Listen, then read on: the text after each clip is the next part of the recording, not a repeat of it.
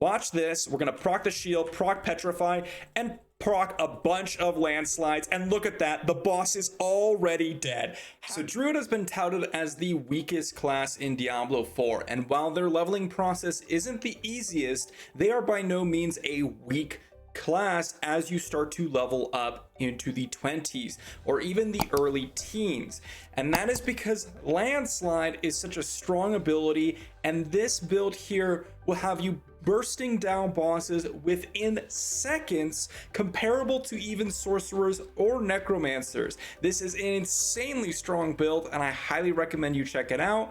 Let's dive into it. Now, you might have noticed we only have 5 skills on our bar, and that is because we're only focusing on one of these skills and pumping as much power as we can into that skill. If you happen to have extra skill levels on your gear, feel free to use whatever skill you want in this 4th slot. It doesn't matter which one. As for the other skills, we're going to be running Wolves, Earthen Bulwark, Petrify, Storm Strike, and Landslide.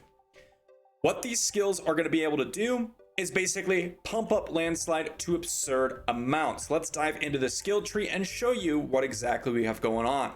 So Storm Strike is our basic. Now, the reason why we're using this is because it is a storm skill. More information on that when we go into the gear.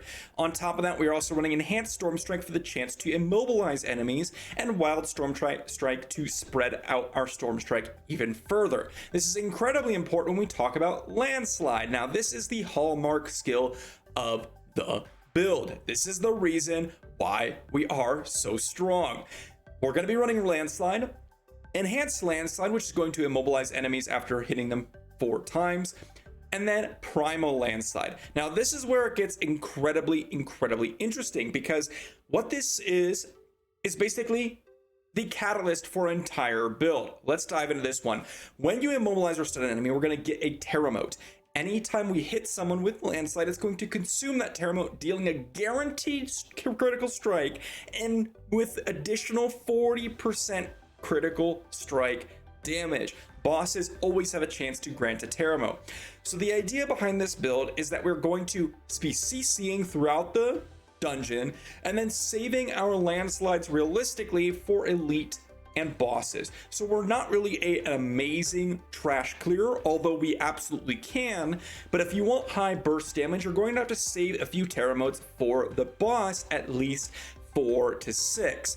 It's important to note that this stacks to insane amounts. I've gotten as much as 60 to 70 Terra Motes on my Druid at a single moment, which means that you can apply multiple landslides before you run out of crits.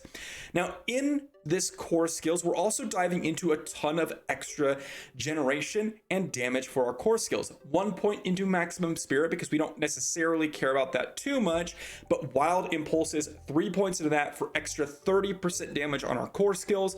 And then we're also running 30% extra spirit generation on our basics with abundance here. This is going to allow us to cycle through into our landslide much quicker, and so to spam it if we're fighting a lot of waves. Then we're running Earthen Bulwark for the barrier, and then on top of that, Unstoppable and Fortify. Now, you can also run Innate Earthen Bulwark, although the damage is pretty mediocre, so I prefer to run the Fortify. Again, this is our CC break, as well as our barrier generation, which is important for our gear, and our little bit of tankiness. We put 1 point into Wolves for just a passive tank unit, as well as comboing with later options in our gear. Then we're also pointing into Wrath skills, Crushed Earth, and 3 points into Stone Guard. Now, Crushed Earth is going to give 5% extra damage to immobilized or CC'd enemies in general, but then we have 3 points into Stone Guard for 12% extra damage on our Earth skills when we're over 50% fortified of our maximum life, which is the reason why we want to run Preserving Earthen Bulwark for extra fortified, and then to get that 12% permanent extra damage. Lastly, we have 1 point into Petrify for an AoE stun. This is super big, and on top of that, this is actually going to increase the critical strike damage of our skills against bosses by 50% and anyone else by 25%. But you're going to use this throughout the dungeon to generate a bunch of Terra Motes, and then when we get to that boss, we're going to pop it for extra damage. Now let's dive into these legendary items. The ones that I have on me are the ones that you're going to want to look for. There are a few others that are decent, but these are going to be, in my opinion, the most important legendary items. Starting off here with the mace, or the one-handed legendary aspect. This is why we're running the storm skill in order to proc the immobilize, because this imprint means that when we cast a storm skill, we're going to get 36% additional crit damage on our earth skills, and then when we crit or when we cast an earth skill, we're going to increase our crit chance on our storm skills. So basically, when we're going through and we're basicking, it's going to basically increase our landslide damage by a massive amount, which is super important. Then we have the most important legendary aspect of this build, which is landslide earth pillars hit an additional time and do extra damage per hit. Landslide, as you'll see here, hits, and then that second hit is due to that legendary affix or legendary aspect, which is incredibly important. You're going to want to roll this as much as you possibly can to 12%. Then we also have these legendary aspects, which are going to give our core skills additional damage for each active companion. This is why we're running wolves, because we're running companions. We're going to increase our landslide damage. Then we have the chest piece, which is going to give our basic skills, give damage reduction, which is going to make ourselves extra tanky, and then also a massive damage amplifier, this amulet. And I recommend putting it on amulet because it's going to increase it by a massive amount. It's going to give us 48% additional damage when we have a barrier active, which is the earthen bulwark. We also have our rings here. One of them skills deal up to 29% increased damage based on our primary resource when cast. So again, this means that we want as much generation in terms of essence generation from our basic, so we want to keep it at cap at all times, and we don't want to spam out landslides, otherwise we're not going to get the full value of this. Now you can spam out landslides to burst down the boss, but in terms of killing elites as you're going through the dungeon, you're going to want to basic landslide, basic landslide, and kind of go through that combo. Other ring is attacking enemies with a core skill increases the next damage, or rather a basic skill increases the damage of our next core skill by 8%. So again, this is another reason why we want to chain our basics in before we get our core skill. And ideally, when we're fighting bosses, before we fight the boss, we're going to want to stack up our basics and get a ton of landslide damage out right at the beginning, massively increasing our kill speed. Now, talking about gems, I recommend running your rubies in your armor. Why? Because it's going to give you extra maximum life, which is going to increase the amount of barrier that you're going to acquire. The more barrier that you have, the longer it lasts, which applies it to your amulet. Again, that bonus damage, which is huge. Again, a big deal. After that, running your topazes in your weapons can be pretty useful for extra basic skill damage. And then of course, running diamonds or potentially crude skulls in your jewelry is going to give you extra tankiness, which will help a lot. Now you can potentially run the barrier plus barrier generation in your armor, which is the diamonds, although I don't really like that a ton. It doesn't really change much at all. You can run sapphires in your weapons for extra critical strike damage against CC'd enemies, because they will be CC'd quite often. All of these options can be interchangeable somewhat, but I prefer rubies in armor, topaz in weapons, and diamonds in our jewelry. Now let's dive into the gameplay. First thing I want to show you all is the fortify and what this looks like. So when we cast Earthen Bulwark, you'll see this little red glowing part of my HP bar. Now you'll see it slowly deplete.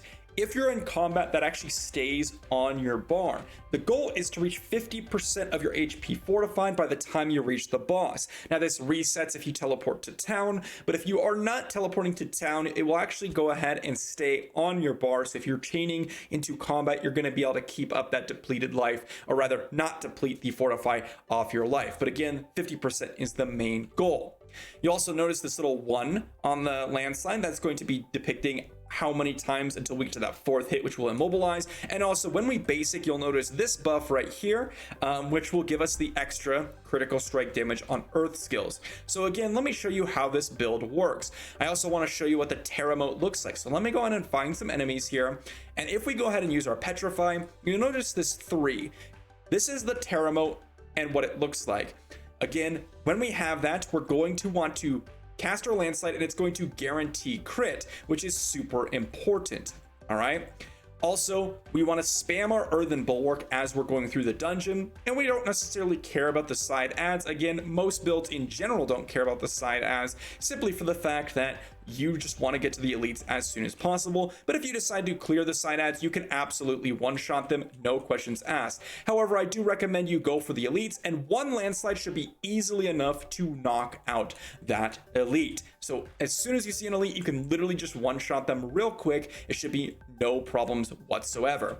As you're walking through, going ahead and smacking some enemies with your basics is totally fine. Again, we're spamming our Earthen Bulwark until we get to that 50% fortify, and even after that you could probably spam it until you reach potentially some elites that you're going to want to pop it for the extra damage.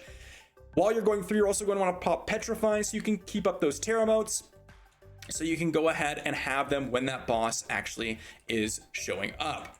Again, we're going to pop our Earthen Bulwark, and you'll notice as soon as we hit that 50% life, it'll actually pop up on our bar showing us that we actually do have that 50% life.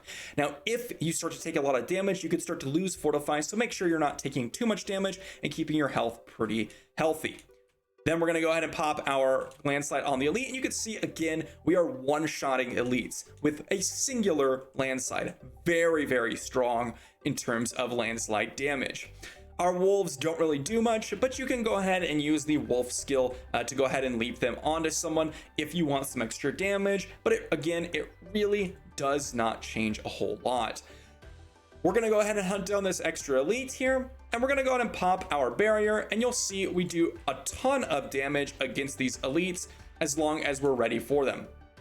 Here goes and spawns the second elite, and we're going to pop a couple of landslides. Again, since we popped two of them, we're going to want to charge back our essence generation and make sure it's capped out as much as possible.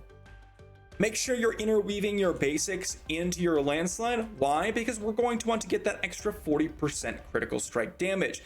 So there's a lot of things to consider, and it is a kind of, you could say, intensive build, but the basic premise is to make sure that we're basicing in between our landslides, using our shields to make sure we're getting our fortify, and as soon as we get that, only use the shields for when we want that burst damage. And other than that, just don't spam out landslides, only spam or only use a landslide every once in a while against groups of enemies.